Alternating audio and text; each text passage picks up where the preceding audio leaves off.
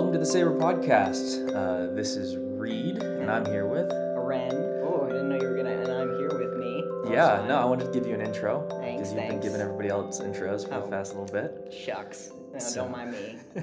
So we are here to talk about an interview that Donese and I actually did with with Dr. Solis-Herrera, who's a very cool individual at our institution. Yeah, it's a really cool interview. I'm excited to share it with everyone today. Yeah, so let's let Donese introduce our interviewee. Dr. Solis-Herrera is a physician scientist and associate professor at UTHSCSA in the Department of Endocrinology. Dr. Solis-Herrera received her medical degree and completed a residency and fellowship in internal medicine and endocrinology in Mexico before coming to the U.S. She then completed a postdoctoral fellowship in diabetes and metabolism at UTHSCSA, where she also retrained in internal medicine and endocrinology. Her research areas of interest include pathogenesis of diabetes, mechanisms of action of novel anti-diabetic drugs, and cardiometabolic endocrinology. She is passionate about education and serves as the medical director of the Diabetes Clinic in the Medical Arts and Research Center. Thank you for being with us, Dr. Solis-Herrera. Thank you very much for having me. It's a pleasure being here. All right, so we just want to start off by asking you what the transition was like for you, training in Mexico and then retraining in the United States. How has your practice as a physician and researcher differed regionally? I think that's a great question. I get that question a lot. And what I can tell you is that it's always a learning experience. You learn a lot of things in countries that don't have as many resources. And so you become resourceful. And here we have a lot more technology and resources. And I learned a lot and made wonderful relationships with my colleague residents and faculty. And UTHSCSA has a wonderful internal medicine program. So I'm very proud to be an alumni. So yeah, I told you Dr. Solis-Herrera is a pretty cool person. I never doubted you for a second. I was not shocked. Yeah. So we asked her a bit then after about her path to research. She had a really unique path to medicine. And I think her path to research mirrors that. Absolutely. A winding road. Enjoy.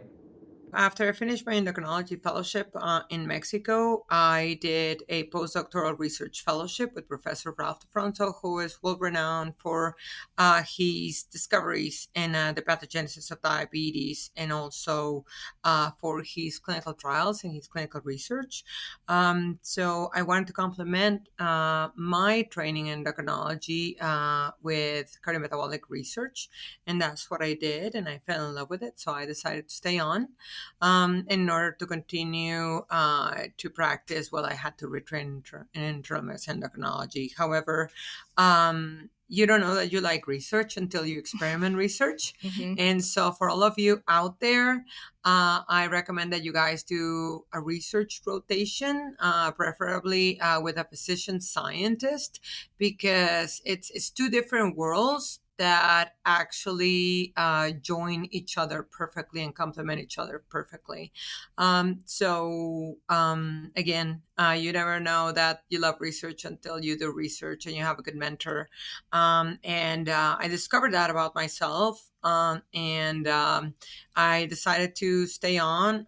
We do research in diabetes, obesity, lipids, in multiple metabolism areas. We're going to start doing some research on fatty liver and even other areas more outside of the scope, including some mental illnesses and ketone bodies. So there's a lot ahead. We're really excited. We also do research in transplant patients. And we're also we're writing a grant to prevent or decrease the progression of diabetic eye disease in our patients, which can lead to blindness. So saving eyesight or saving sight is the name of that project. So we try to get involved in multiple areas of diabetes and metabolism, including aging. And as our team grows and as we move forward, we try to learn and understand more of these complications with the ultimate goal of one day being able to say that we had a part on curing diabetes. And following that, we went ahead and wanted to ask what the evolution of her research would be and how her path had been to these sort of topics. 10 years ago or 15 years ago, we were very glucose centric, and this is worldwide. And we have understood with time that metabolic disease like diabetes, obesity, fatty liver, and cardiovascular disease, of course, they're all interconnected. So all specialties used to work as silos, the cardiologist, the nephrologist, endocrinologist, and the primary care doctor. And now we understand much better that patients should be approached with a holistic approach where we should all talk together and we should all provide our patients with therapies and approaches that actually help them to have cardiovascular, renal protection, glucose control, weight loss, and that literally provides more years of life and more quality of life, making lives better every day. What do you think the future of your research will look like? My research and most metabolic research is going into the direction of cardiorenal metabolic research. And that means that we're all integrated. If your kidney is having problems, your heart is going to have problems. If you have diabetes, you have 4 times more likelihood of having a heart attack. If you're obese, that is associated with over 200 complications, and most of the patients end up passing for cardiovascular disease, or a cardiovascular event. So they're all intertwined. We're still working with diabetes, but we also work with obesity, with lipids, with aging, because if you think about it, it's all in one. And that's one of the reasons why I love endocrinology, because endocrinology is involved with everything. Or we call it the mother of internal medicine. Some people is not going to like that term. But that's one of the reasons why I love endocrinology, because it's a broad area where you can focus on so many things that are so relevant and that they're the future. So weight management is now something that we're focusing a lot on, just bringing awareness not only to the population. If you think about it, 1 or 2 Americans by 2030 will have obesity. 75% of Americans currently are overweight. And again, this is associated with increased cardiovascular risk and over 200 complications. There are metabolic, like diabetes, lipids, hypertension. There are mechanic, like sleep apnea, knee pain, back pain, etc. And so we really need to tackle that pandemic just like we are tackling the diabetes pandemic. And then, of course, with obesity, you have fatty liver, you have sleep apnea, and those are also independent risk factors of cardiovascular disease. So there are many things that we need to work on, but that's the direction that we're going right now. What research project over your entire career would you say that you are most proud of? Well, that's a hard question. There are multiple projects that I'm extremely proud of, so it would be hard to choose. I can say that I've dedicated most of my career to SGLT2 inhibitors and GLP-1 receptor agonists, and at the beginning, mechanisms of action on how these drugs actually work, because 10 years ago, we were not sure how they were even decreasing sugar. It was more of a serendipity fighting. And then we realized there are drugs that protect your heart, that protect you from a stroke, from a heart attack, from cardiovascular death. And those are still projects that we're working on to try to understand better how these drugs are just so good, and they have so many benefits that we continue discovering. So mechanisms of action is something that I'm very passionate about. So it would be hard to choose one, because it would be like choosing your favorite child. You're talking about kind of weight management being one of the biggest fields going forward. And you mentioned before that you had worked with the mechanism of the GLP-1 antagonist. How do you see kind of that trend going forward? I know that that's pretty commonly used now, more than it ever has been before, with patients and even people trying to acquire these medications on their own. How do you see the research on this clinically moving forward?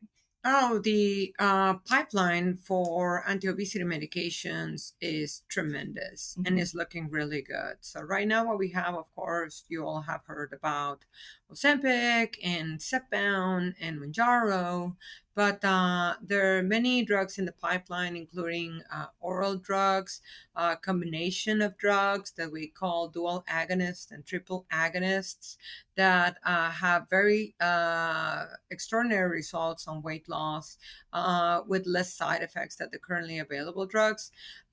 So no doubt we will be hearing a lot more about anti-obesity drugs in the future that, again, help you have more adherence, that some of them in the future are going to become generic and will become more affordable. We just heard yesterday the press release that the price of Ozempic has been cut down significantly. So we expect companies to jump in the wagon of creating affordable products or decreasing their prices over time. Medicare and Medicaid is already taking definitive action, especially on people with established cardiovascular disease, that they still are overweight or obese, so that they can procure those medications for these people. So we are doing tremendous efforts for awareness and also for our institutions to support our patients. As a department chief, what does your role look like today in your research? Are you in more of a supervisory position, grant writing, running your own studies? All of the above. So this is a wonderful division. I'm very happy to have this job, the opportunity of leading this team. And with time, we've been able to grow into the clinical faculty, the clinical staff, but also the research faculty and the research staff. And that has allowed us to be able to take on more projects, research projects specifically, that allow me more time for grant writing, paper writing, and things that will help us to continue to grow and put the name of the University of Texas out there. Can you tell us a little bit about what it's like for you to work with other researchers and collaborate on these projects? Absolutely. It's our pleasure and our honor to have such great collaborators at all levels. The Center for Metabolic Health, which is center where we focus on metabolic health, is one of them. Then, of course, the Bar Shop Institute, the Precision Medicine Center, biochemistry, and now engineering with UTSA. We're all working together, trying to advance our research, complement each other, create better, bigger grants that can help a great number of people. And again, hopefully that we find discoveries that together we can move faster than alone. So another recommendation out there is make relationships, long-lasting relationships, and with people that complement your interests, and work together, because you do better as a group than alone. Nobody can work alone. So another little advice out there. In addition to her many accolades as department chief and a storied researcher, Dr. Solis-Herrera is also a member of the Diabetes Spectrum Journal and Juvenile Diabetes Research Foundation Grant Review Committee. So that is to say that she is reviewing grant applications and deciding whose research gets funding alongside her fellow committee members. And she had some really good thoughts about young researchers and what we can do to get involved and write grants. It's a privilege to be part of these organizations and be able to help, for example, with grant reviews for the NIH or the JDRF, because research should be supported. And these young investigators that are giving research a chance should be taken into consideration and, if possible, supported so that they can start their research journey. And for all of you that are listening, the ratio is 1 to 10, so probably you're going to have to write 10 grants to get one. But don't be discouraged. We've all been there.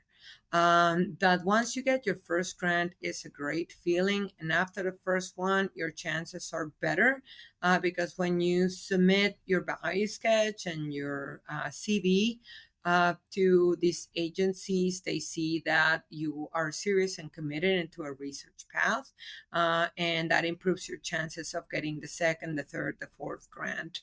So even if it's a pilot, this podcast is for the Lung School of Medicine, but for everybody listening, you can start with a small internal pilot grant. It can be $10,000, something small, maybe 50, but just try.